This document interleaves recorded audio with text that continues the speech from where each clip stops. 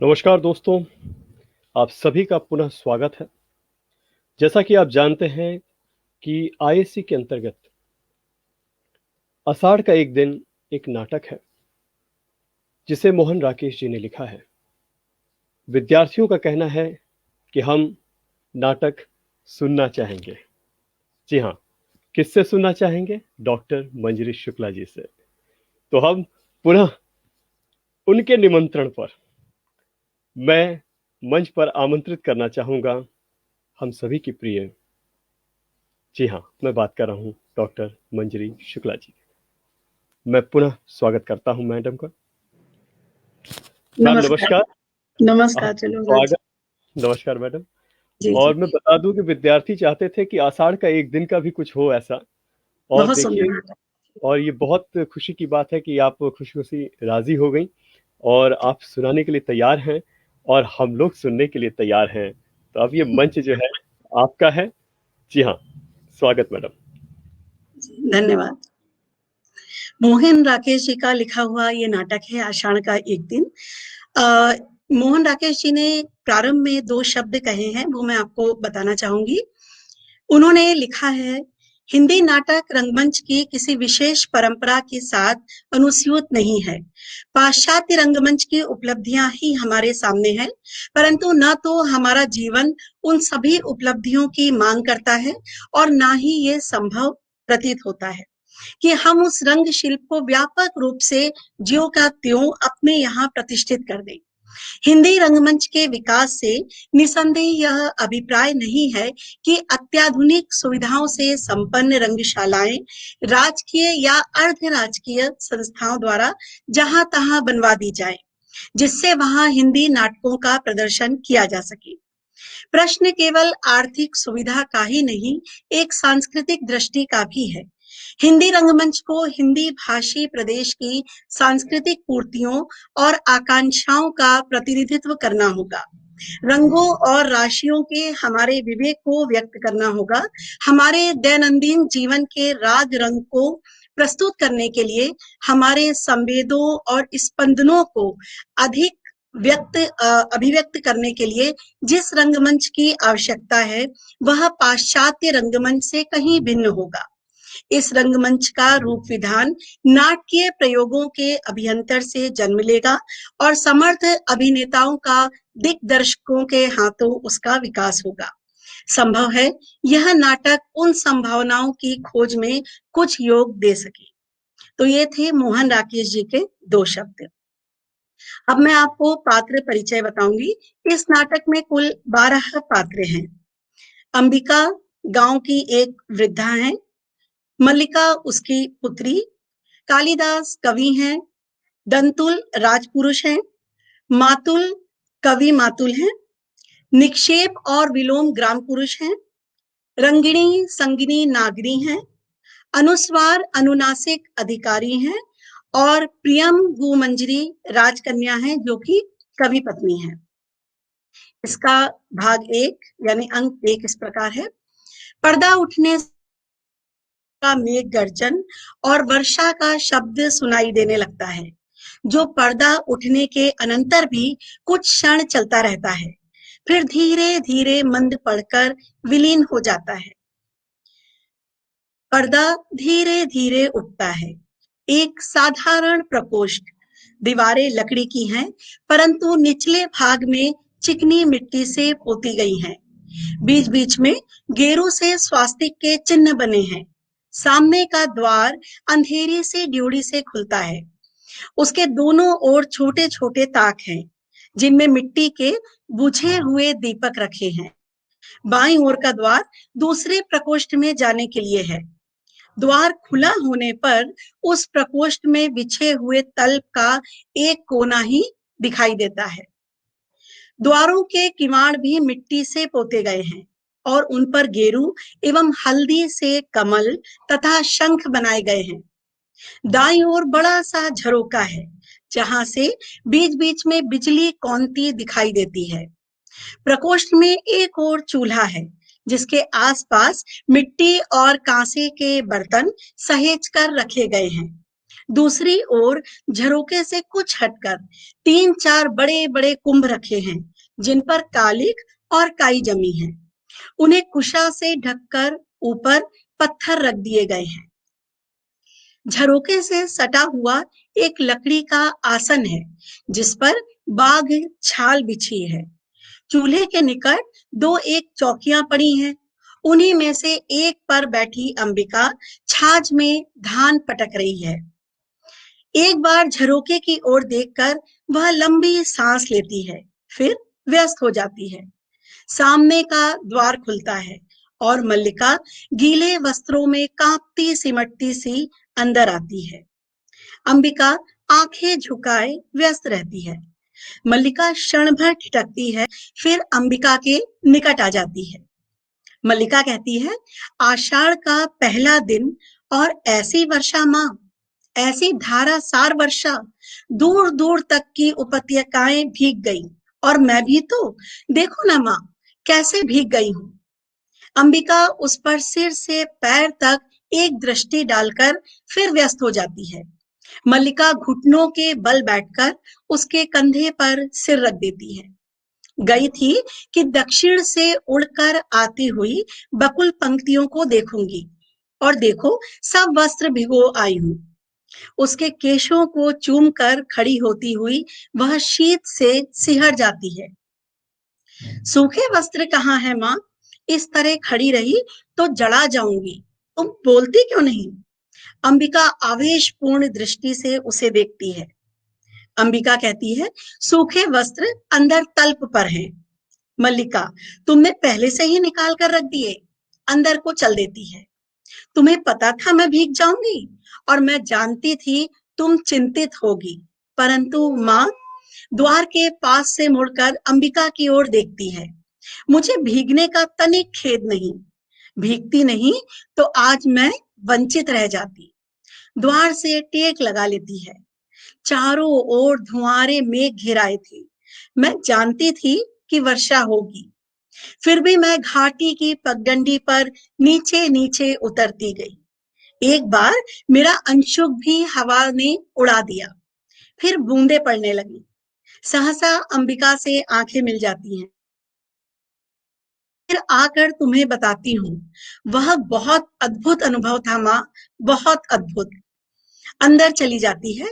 अंबिका उठकर फटके हुए धान को एक कुंभ में डाल देती है और दूसरे कुंभ से नया धान निकाल लाती है। अंदर के प्रकोष्ठ से मल्लिका के शब्द सुनाई देते रहते हैं। बीच बीच में उसकी आकृति की झलक भी दिखाई दे जाती है। नील कमल की तरह कोमल और आर्द्र, वायु की तरह हल्का और स्वप्न की तरह चित्रमय। मैं चाहती थी उसे अपने में भर लूं और आंखें मूंद लूं। मेरा तो शरीर भी निचुड़ रहा है माँ, कितना पानी इन वस्त्रों ने पिया है। ओह, शीत की चुभन के बाद उष्णता का यह स्पर्श। और वह गुनगुनाने लगती है। कुवलय दल नीलम रुण्य तेस्तय नमिहे। गीले वस्त्र कहाँ डाल दूं माँ? यही रहने दूं? मृदु पवन विधु तैर मंद मंद चलिदिहि। अपर हतमित चैस्त्रोय देहे रुद्र चापे है सेंद्र चापे है पथिक जन वधु नाम त्वदि योगा कुला नाम। बाहर आ जाती है। माँ, आज के क्षण मैं कभी नहीं भूल सकती। सौंदर्य का ऐसा साक्षात्कार मैंने कभी नहीं किया, जैसे वह सौंदर्य अस्पृश्य होते हुए भी मासल हो। तभी मुझे अनुभव हुआ कि वह क्या है जो भावना को कविता का रूप देता है। मैं जीवन में पहली बार समझ पाई कि क्यों कोई पर्वत शिखरों को सहलाती हुई जाता है, क्यों किसी को अपने तन मन की अपेक्षा आकाश से बनते मिटते चित्रों का इतना मोह हो रहता है। क्या बात है माँ, इस तरह चुप क्यों हो? अंबिका कहती है, देख रही हो मैं काम कर रही हूँ। मल्लिका कहती है, काम तो तुम हर समय करती हो माँ, परंतु हर समय इस तरह चुप नहीं रहती। अंबिका के निकट आ बैठती है। अंबिका चुपचाप धान फटकती रहती है। मल्लिका उसके हाथ से छाछ ले लेती है। मैं तुम्हें काम नहीं करने दूंगी, मुझसे बात करो। अंबिका, क्या बात करूं? मल्लिका, कुछ भी कहो, मुझे डांटो कि भीग कर क्यों आई हूं, या कहो कि तुम थक गई हो, इसीलिए शेष धान थी, इसीलिए तुम्हें अच्छा नहीं लग रहा था। अंबिका बोली, मुझे सब अच्छा लगता है। छाछ उससे ले लेती है। और मैं घर में दुकेली कब होती हूँ? तुम्हारे यहाँ रहने पर मैं अकेली नहीं होती। मल्लिका कहती है, मैं तुम्हें काम नहीं करने दूंगी। फिर छाछ उसके हाथ से ले लेती है और कुंभों के पास रखाती है। मेरे घर में रहने पर भी तुम अकेली होती हो। कभी तो मेरी भर्त्सना करती हो कि मैं घर में रहकर तुम्हारे सब कामों में बाधा डालती हूँ, और कभी कहती हो, पीछे के पीछे से उसके गले में बाहें डाल देती है। मुझे बताओ, तुम इतनी गंभीर क्यों हो? अंबिका कहती है, दूध औटा दिया है, शर्करा मिलाओ और पी लो। मल्लिका, नहीं नहीं, पहले तुम बताओ। अंबिका कहती है, और जाकर थोड़ी देर तल पर विश्राम कर लो, मुझे अभी। मल्लिका कहती है, नहीं माँ, मुझे विश्राम नहीं करना है। थकी कहाँ हूं जो विश्राम करूं? मुझे तो अब भी अपने में बरसती बूंदों के पुलक का अनुभव होता है। रोम अभी तक सीज रहे हैं। तुम बताती क्यों नहीं हो? ऐसे करोगी तो मैं तुमसे बात नहीं करूंगी। अंबिका कुछ ना कहकर आंचल से आंखें पोंछती है और उसे पीछे से हटाकर पास की चौकी पर बैठा देती है। मल्लिका क्षण भर चुपचाप उसकी ओर देखती रहती है। क्या हुआ है माँ? तुम रो क्यों रही हो? अंबिका कहती है, कुछ नहीं मल्लिका, कभी बैठे बैठे मन उदास हो जाता है। मल्लिका जवाब देती है, बैठे बैठे मन उदास हो जाता है, परंतु बैठे बैठे रोया तो नहीं जाता। तुम्हें मेरी सौगंध है माँ, जो मुझे नहीं बताओ। दूर कुछ कोलाहल और घोड़ों के टापों का शब्द सुनाई देता है। अंबिका उठकर झरोकों के पास चली जाती है। मल्लिका क्षण भर बैठी रहती है, फिर वह भी जाकर झरोकों से देखने लगती है। टापुओं का शब्द निकट आकर दूर चला जाता है। मल्लिका, ये कौन लोग हैं माँ? अंबिका कहती है, संभवतः राज्य के कर्मचारी हैं। मल्लिका पूछती है, ये यहाँ क्या कर रहे हैं? अंबिका बताती है, जाने क्या कर रहे हैं। कभी कई वर्षों में ये आकृतियां यहाँ दिखाई देती हैं, और जब भी दिखाई देती हैं, कोई अनिष्ट होता है। कभी युद्ध की सूचना आती है, कभी महामारी की। लंबी सांस लेती है। पिछली महामारी में जब तुम्हारे पिता की मृत्यु हुई, तब मैंने यह आकृतियां यहाँ देखी थी। मल्लिका सिर से पैर तक सिहर जाती है। मल्लिका कहती है, परंतु आज ये लोग किस लिए आए हैं? अंबिका, न जाने। अंबिका फिर छाछ उठाने लगती है, परंतु मल्लिका उसे बाहां से पकड़कर रोक लेती है। मल्लिका पूछती है, माँ, तुमने बात नहीं बताई। अंबिका पल भर उसे स्थिर दृष्टि से देखती रहती है। उसकी आंखें झुक जाती हैं। अंबिका, अग्निमित्र आज लौट आया है। छाछ उठाकर अपने स्थान पर चली जाती है। मल्लिका वहीं खड़ी रहती है। मल्लिका, लौट आया है? कहाँ से? अंबिका कहती है, जहां मैंने उसे भेजा था। मल्लिका पूछती है, तुमने भेजा था? होंठ फड़फड़ाने लगते हैं और वह बढ़कर अंबिका के निकट आ जाती है। किंतु मैंने तुमसे कहा था, अग्निमित्र को कहीं भेजने की आवश्यकता नहीं है। क्रमशः स्वर में और उत्तेजना आ जाती है। तुम जानती हो कि मैं विवाह नहीं करना चाहती, फिर उसके लिए प्रयत्न क्यों करती हो? तुम समझती हो मैं निरर्थक प्रलाप करती हूँ। अंबिका धान को मुट्ठी में ले लेकर मसलती हुई छाछ में गिराने लगती है। अंबिका कहती है, मैं देख रही हूँ कि तुम्हारी बात ही सार्थक होने जा रही है। अग्निमित्र यही संदेश लाया है कि वे लोग इस संबंध के लिए प्रस्तुत नहीं हैं। वे कहते हैं, मल्लिका, क्या कहते हैं वे?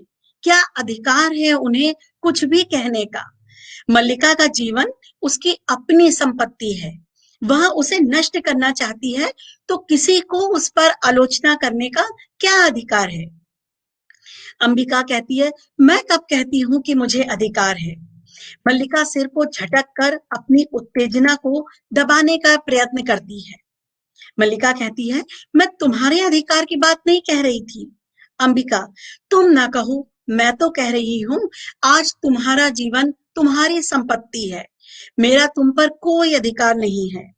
मल्लिका पास की चौकी पर बैठकर उसके कंधे पर हाथ रख देती है। मल्लिका कहती है, ऐसा क्यों कहती हो? तुम मुझे समझने का प्रयत्न क्यों नहीं करती? अंबिका उसका हाथ कंधे से हटा देती है। अंबिका कहती है, मैं जानती हूँ कि तुम पर आज अपना अधिकार नहीं है, किंतु इतना बड़ा अपवाद मुझसे नहीं सहा जाता। मल्लिका बाहें घुटनों पर रखकर उन पर सिर टिका देती है और कहती है, मैं जानती हूँ माँ कि अपवाद होता है, तुम्हारे दुख को भी जानती हूँ, फिर भी मुझे एक अपराध का अनुभव नहीं होता। मैंने भावना में एक भावना का वर्ण किया है, मेरे लिए वह संबंध और सब संबंधों से बड़ा है। मैं वास्तव में अपनी भावना से ही प्रेम करती हूँ, जो पवित्र है, कोमल है, अनश्वर है। अंबिका के चेहरे पर रेखाएं खिंच जाती है। अंबिका कहती है, और मुझे ऐसी भावना से वितृष्णा होती है। पवित्र, कोमल और अनश्वर। मल्लिका, माँ तुम मुझ पर विश्वास क्यों नहीं करती? अंबिका कहती है, तुम जिसे भावना कहती हो वह केवल छलना और आत्म प्रवंचना है। भावना में भावना का वर्ण क्या है? मैं पूछती हूँ, भावना में भावना का वर्ण क्या होता है? उससे जीवन की आवश्यकताएं किस तरह पूरी होती हैं? भावना में भावना का वर्ण। मल्लिका क्षण भर गर्दन उठाकर छत की ओर देखती रहती है। मल्लिका कहती है, जीवन की स्थूल आवश्यकताएं ही तो सब कुछ नहीं है माँ, उनके अतिरिक्त भी तो बहुत कुछ है। अंबिका फिर ध्यान भटकने लगती है। होगा, मैं नहीं जानती। मल्लिका कुछ क्षण अंबिका की ओर देखती रहती है। मल्लिका कहती है, सच तो ये है माँ कि ग्राम के अन्य व्यक्तियों की तरह तुम भी उसे संदेह और वितृष्णा की दृष्टि से देखती हो। अंबिका कहती है, ग्राम के अन्य लोग उसे उतना नहीं जानते जितना मैं जानती हूँ। क्षण भर दोनों की आंखें मिली रहती हैं। मैं उससे घृणा करती हूँ। मल्लिका के चेहरे पर व्यथा, आवेश तथा विवशता की रेखाएं एक साथ प्रकट होती है। मल्लिका कहती है, माँ।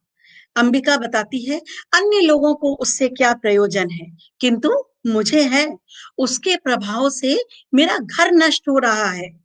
ड्योढ़ी की ओर से कालिदास के शब्द सुनाई देने लगते हैं। अंबिका के माथे की रेखाएं गहरी हो जाती हैं। वह छाछ लिए उठ खड़ी होती है।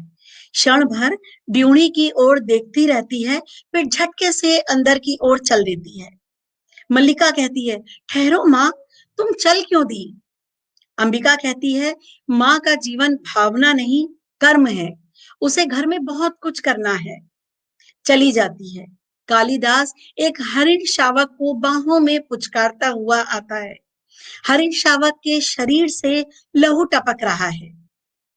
कालिदास कहता है, हम जिएंगे हरिण शावक, जिएंगे ना। एक बाण से आहत होकर हम प्राण नहीं देंगे। हमारा शरीर कोमल है तो क्या हुआ, हम पीड़ा सह सकते हैं। एक बाण प्राण ले सकता है तो उंगलियों का कोमल स्पर्श प्राण दे भी सकता है। हमें नए प्राण मिल जाएंगे। हम कोमल आस्तरण पर विश्राम करेंगे। हमारे अंगों पर घृत का लेप होगा। कल फिर हम वनस्थली में घूमेंगे, कोमल दूर्वा खाएंगे। खाएंगे ना? तो ये आपको मैंने आषाढ़ का एक दिन नाटक, जो कि मोहन राकेश जी का लिखा हुआ है, उसका भाग सुनाया है। इसका अगला अंश हम आपके सामने शुक्रवार को लेकर प्रस्तुत होंगे। जी बिल्कुल, हम लोग पुनः आपके समक्ष उपस्थित होंगे और हमारे साथ होंगी डॉक्टर मंजरी शुक्ला, और नाटक होगा मोहन राकेश द्वारा रचित आषाढ़ का एक दिन। तब तक के लिए हमें इजाजत दीजिए। नमस्कार। नमस्कार।